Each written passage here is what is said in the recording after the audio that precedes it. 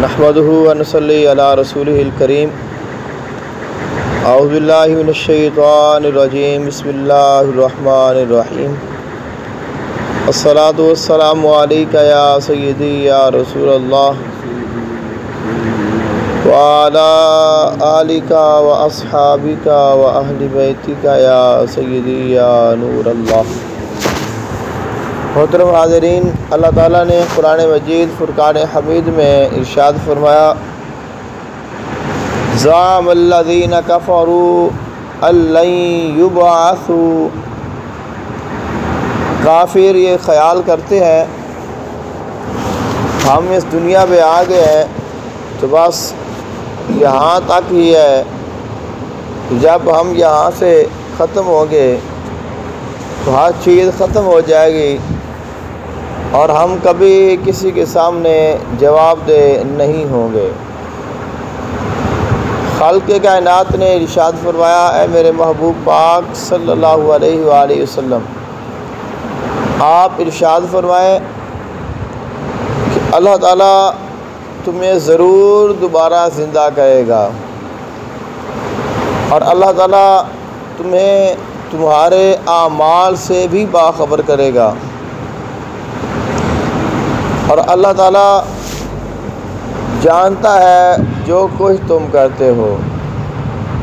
وَذَلِكَ عَلَى اللَّهِ يَسِيرٌ، اور فرمایا لوگوں کو، مردوں کو زندہ کرنا، مرے ہوئے کو دوبارہ بنانا، جو اس دنیا سے چلا گیا ہے اسے پھر دوبارہ کھڑا کرنا، یہ اللہ تعالیٰ کے لیے بڑا آسان ہے، اس کے لیے کوئی مشکل نہیں ہے۔ تو اس لیے فرمایا فآمنوا باللہ ورسولہ انزلنا والنور الذی انزلنا، فرمایا پھر ایمان لاؤ اللہ پر، اللہ تعالیٰ کے رسول پر اور اس نور پر جو اللہ تعالیٰ نے نازل فرمایا۔ واللہ بما تعملون خبیر، اور یاد رکھو اللہ تعالیٰ تمہارے سب کے اعمال سے باخبر ہے۔ حضور اقدس عالم صلی اللہ علیہ وآلہ وسلم نے ارشاد فرمایا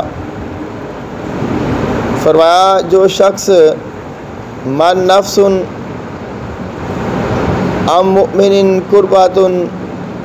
من قربات الدنیا نفس اللہ عنہ قربات من قرب یوم القیامہ، فرمایا جو شخص اپنے کسی مسلمان بھائی کی دنیا میں مصیبت دور کرتا ہے، اللہ تعالیٰ کی رضا کے لیے اپنے کسی بھائی کے کام آتا ہے، مشکل میں اس کا ساتھ دیتا ہے اور اس کی مصیبت دور کرتا ہے، اللہ تعالیٰ اس شخص کی قیامت کے دن مصیبت اور پریشانی دور فرما دے گا اس کے بدلے میں۔ اور فرمایا جو شخص کسی تنگ دست پر آسانی کرے، اللہ تعالیٰ اس پر دنیا میں بھی اور آخرت دونوں جہانوں میں آسانی فرمائے گا۔ اور آقا علیہ الصلوۃ والسلام نے ارشاد فرمایا جو مسلمان اپنے کسی مسلمان بھائی کی پردہ پوشی کرے،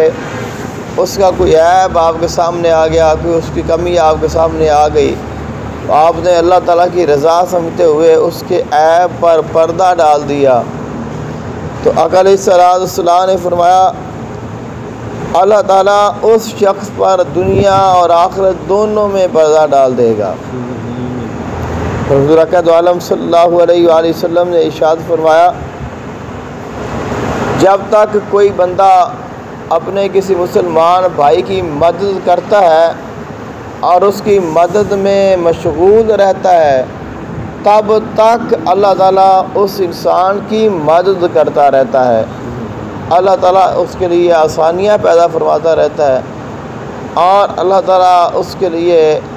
کئی اپنی خصوصی راہیں کھول دیتا ہے۔ دعا ہے اللہ تعالیٰ عمل کی توفیق عطا فرمائے۔